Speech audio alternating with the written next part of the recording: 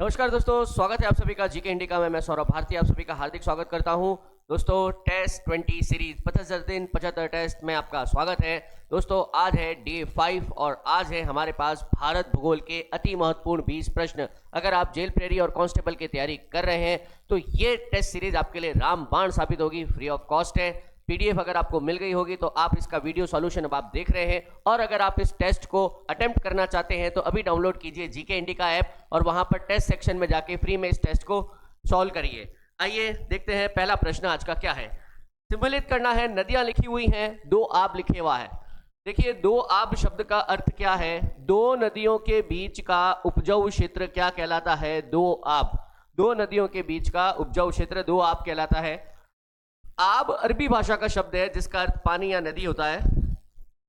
आप सिंधु और उसकी सहायक नदियों को देखें तो उत्तर से दक्षिण की ओर जाने पर ये नदियां कौन सी हैं? सिंधु, झेलम, चिनाब, रावी, व्यास और सतलुज, ये नदियां हैं, है ना। अब दो नदियों के बीच में दो दोआब बनेंगे। जैसे दो नदियों के बीच में एक दोआब बनेगा, जैसे सिंधु और झेलम के बीच का जो इलाका है वो कहलाता है सिंधु। झेलम और चिनाब के बीच का इलाका कहलाता है चाज, झ। चिनाब और रावी के बीच का इलाका कहलाता है रिचना। रावी और व्यास के बीच का इलाका कहलाता है वारी। और व्यास और सतलुज के बीच का इलाका क्या कहलाता है? पिस्त। समझ रहे आप? तो देखिए, सिंधु और झेलम के बीच का इलाका हो गया सिंध। झेलम और चिनाब के बीच का इलाका हो गया चाज। चिनाब और रावी के बीच का इलाका हो गया रिचना। और व्यास और सतलुज के बीच का इलाका हो गया पिस्त। 3-1-4-2 3-1-4-2 ऑप्शन डी आपका बिल्कुल सही था। ये दो आप दोस्तों बहुत बार पूछे गए एग्जाम में, इसको जरूर याद करना आप। नेक्स्ट देखिए, भारत और बांग्लादेश के मध्य विवादित द्वीप कौन सा है? देखिए, भारत और बांग्लादेश के मध्य बंगाल की खाड़ी के अंदर जो हमारा गंगा ब्रह्मपुत्र का डेल्टा है वहां पे एक द्वीप था।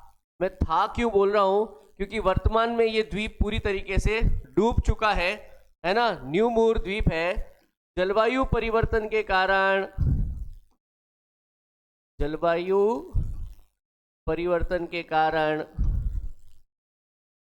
वर्तमान में यह पूरी तरह जलमग्न हो चुका है। अब ये नहीं है ना।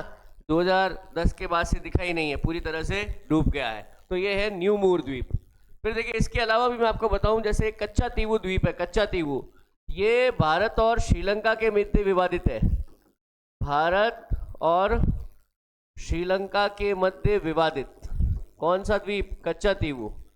ठीक है। सर क्रीक जो है ना, सर क्रीक भारत व पाकिस्तान के मध्य विवादित द्वीप तो नहीं है।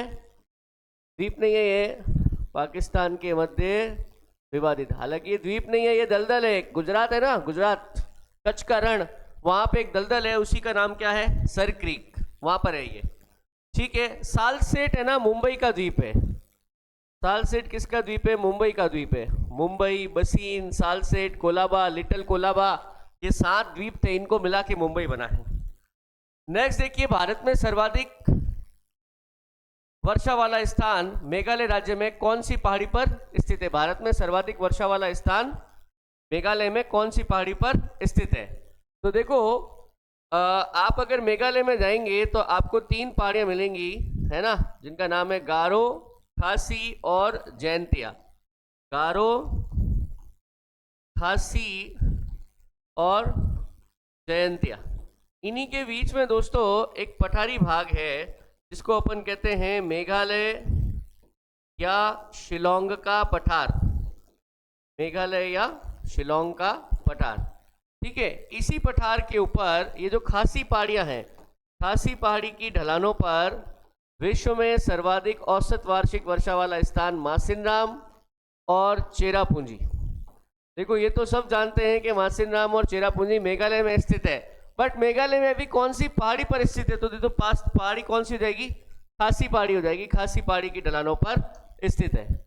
भारत में सर्वाधिक कॉफी की खेती कहाँ की जाती है? देखिए दोस्तों, कॉफी की सर्वाधिक खेती वाला राज्य है कर्नाटक और जिस पठार पर होती है वो कर्नाटक का पठार कहलाता है। भारत में कॉफी की खेती की शुरुआत भी यहीं से हुई है। एक बाबा बुदन थे, सूफी संत थे, एक बार ये इधर अरब मक्का मदीना की यात्रा पर गए तो वहां से ये कॉफी के बीज लेके आ गए थे और उन्होंने सबसे पहले जहां कर्नाटक में रहते थे वहां पर कॉफी का प्लांटेशन किया। आज उस पहाड़ी का नाम ही है बाबा बुदन की पहाड़ी। समझ रहे हैं? भारत में 3 प्रकार की कॉफी का उत्पादन किया जाता है।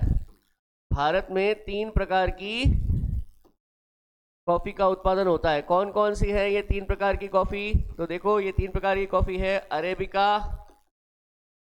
अरेबिका, रोबस्टा, रोबस्टा और लाइबेरिका।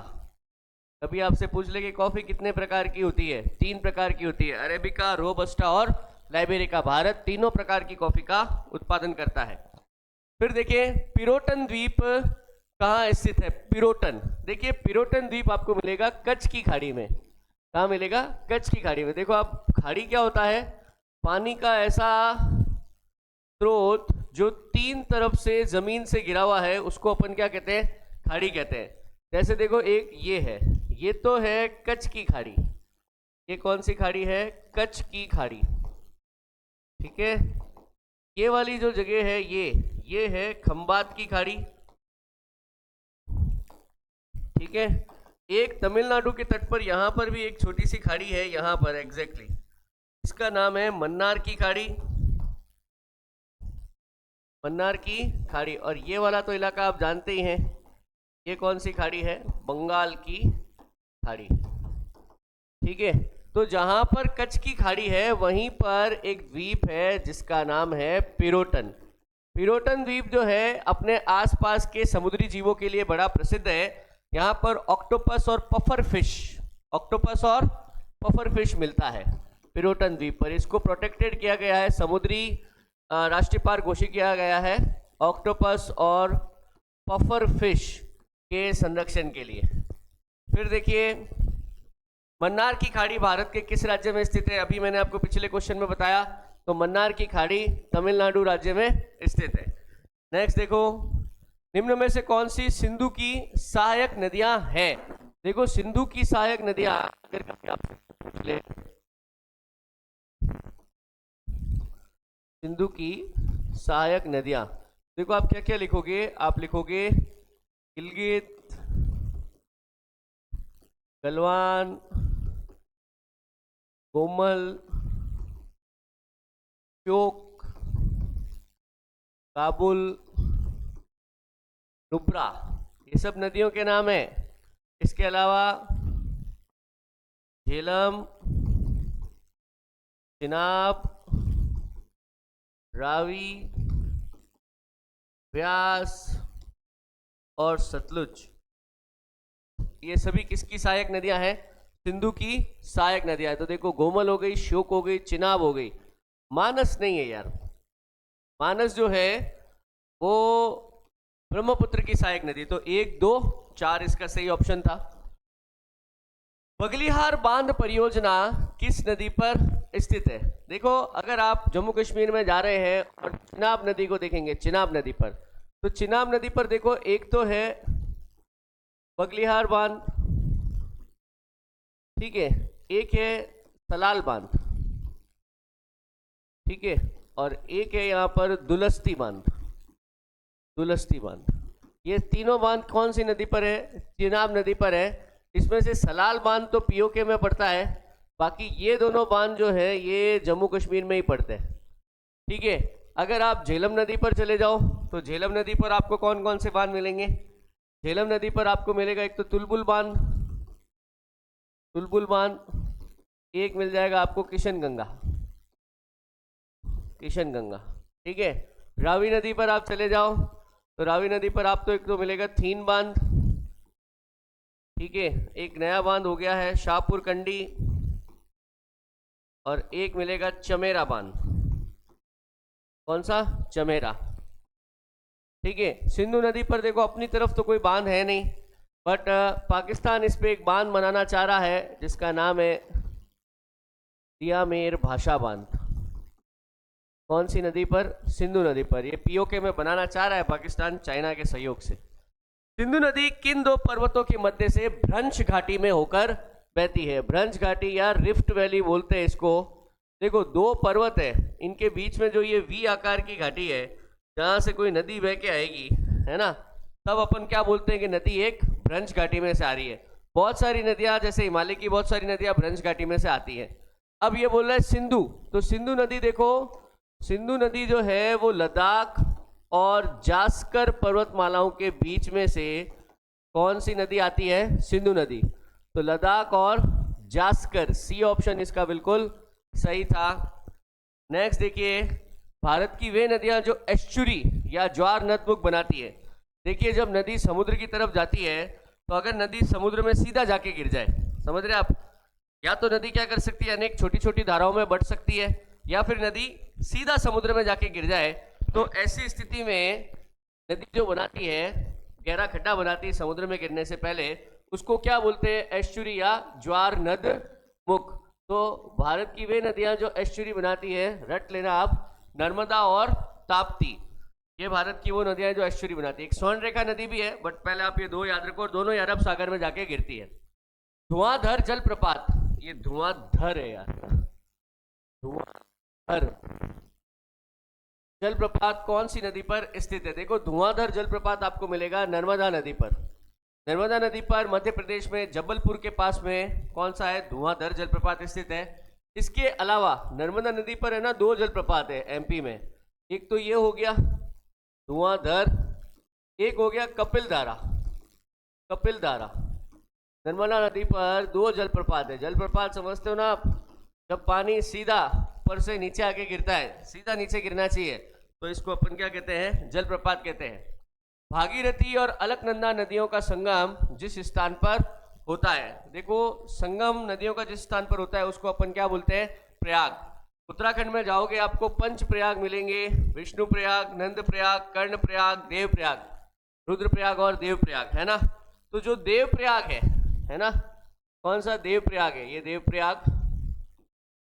देव प्रयाग पर दो नदियां मिलती हैं, एक नदी तो है, उसका नाम है भागीरथी, और एक नदी जो है उसका नाम है अलकनंदा। अलकनंदा और भागीरथी नदियां आकर जहाँ मिलती है देवप्रयाग, और वहां से जब नदी आगे बढ़ती है तब नदी का नाम क्या हो जाता है? गंगा हो जाता है। समझ रहे आप? अलकनंदा नदी पर एक जगह आती है रुद्रप्रयाग। अलकनंदा नदी पर रुद्रप्रयाग में एक नदी आकर मिलती है जिसका नाम है मंदाकिनी।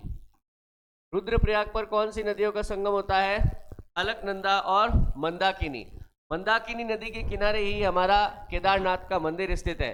तो भागीरथी और अलकनंदा का पूछा था इन्होंने, तो भागीरथी अलकनंदा कहाँ मिलती है? देवप्रयाग पर। देवप्रयाग के बाद ही नदी को क्या कहा जाता है?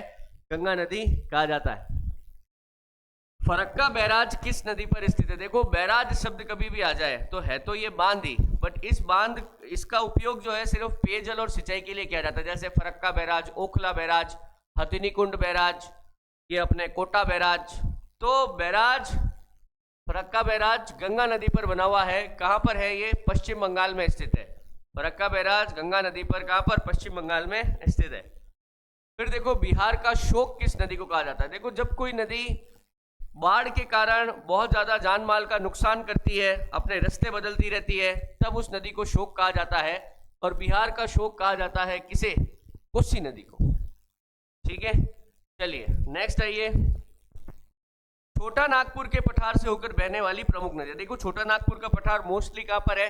झारखंड राज्य में स्थित है। और छोटा नागपुर के पठार से दामोदर और स्वर्ण रेखा दोनों नदियां होकर गुजरती हैं। ठीक है, दामोदर नदी तो आगे जाके हुगली नदी में मिल जाती है। हुगली नदी है ना जिसके किनारे कोलकाता शहर स्थित है, तो दामोदर तो हुगली की सहायक नदी है। किसी जमाने में दामोदर को बंगाल का शोक भी कहा जाता था, इतना नुकसान करती थी ये। ठीक है, और स्वर्ण रेखा नदी सीधा जाके बंगाल की खाड़ी में गिरती है। फिर देखिए निम्न में से कौन सा असंगत है? जलप्रपात पूछा है, नदी पूछी है। ठीक है, देखो जौग या गरसोपा, ये भारत का सबसे ऊंचा जलप्रपात जो कि कहाँ है? शरावती नदी पर है। ठीक है, कर्नाटक राज्य में है। कुंचिकल जलप्रपात, ये दोनों ही कर्नाटक में है ना। कुंचिकल जलप्रपात कौन सी नदी पर? वाराई नदी पर, ये भी सही है।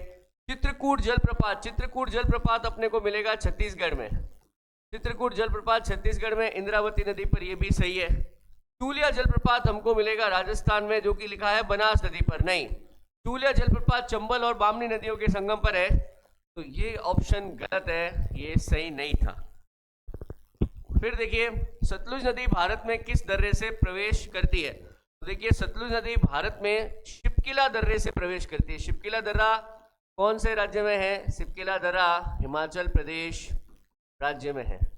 नेक्स्ट देखिए, मेट्टूर बांध किस नदी पर तथा कौन से राज्य में स्थित है? देखो, तमिलनाडु का सबसे बड़ा बांध है मेट्टूर बांध, और मेट्टूर बांध जो है ये कावेरी नदी पर, कहां पर? तमिलनाडु राज्य में स्थित है। कर्नाटक में कावेरी नदी पर कृष्णराज सागर बांध स्थित है, और कावेरी नदी पर तमिलनाडु में कौन सा? मेट्टूर बांध स्थित है। शिव समुद्रम जलप्रपात किस राज्य में स्थित है? देखो, कावेरी नदी पर दो बड़े जलप्रपात है, एक तो है शिव समुद्रम, ये तो कहां पर है? कर्नाटक में। और तमिलनाडु में कावेरी नदी पर होगोनिकल जलप्रपात स्थित है। होगोनिकल जलप्रपात स्थित है। ठीक है, होगोनिकल तमिलनाडु में है। ठीक है, कौन सी? कावेरी नदी पर ही है। आज का आखिरी प्रश्न हमारे पास, कौन सी ब्रह्मपुत्र की सहायक नदियां है? तो देखिए, ब्रह्मपुत्र की सहायक नदियां मैं लिख देता हूं यहां पे, ब्रह्मपुत्र की सहायक नदियां। तो आप देखिए, इसमें है दबांग, लोहित, तीस्ता, मानस, कामेग, बंसरी, धनश्री, कपिली, ये सब किसकी? ब्रह्मपुत्र की सहायक नदियां हैं। ठीक है, तो अब देखो, इसमें हो गई दबांग, लोहित, मानस, कामेग। महानंदा जो है ये गंगा की सहायक है। महानंदा किसकी सहायक है? गंगा की सहायक नदी है। तो 1 2 3 4, 1 2 3 4, ऑप्शन ए हमारा बिल्कुल सही था। तो दोस्तों, ये हमारे आज के भारत भूगोल के 20 सवाल थे। आज हमारा डे 5 था। अभी हमें 75 दिनों तक लगातार बने रहना है। मैं आपके लिए अभी और भी विविध सब्जेक्ट जैसे कि science, current affairs, static GK, इसके क्वेश्चंस भी लाता रहूँगा, कंप्यूटर के क्वेश्चन भी लाएंगे। आप जरूर जुड़े हुए रहिए इस चैनल से, चैनल को सब्सक्राइब कर लीजिए। पेपर को अगर आप अटेम्प्ट करना चाहते हैं, इससे पहले वाले पेपर अटेम्प्ट करना चाहते हैं, तो अभी आप जाइए हमारे चैनल हमारे ऐप जीके इंडिका पर, और वहां से आप टेस्ट सीरीज में जाकर आप फ्री में टेस्ट को अटेम्प्ट कर सकते हैं। तो दोस्तों, आज के लिए इतना ही, इजाजत चाहूंगा। मिलते हैं कल डे 6। धन्यवाद। जय हिंद, जय भारत।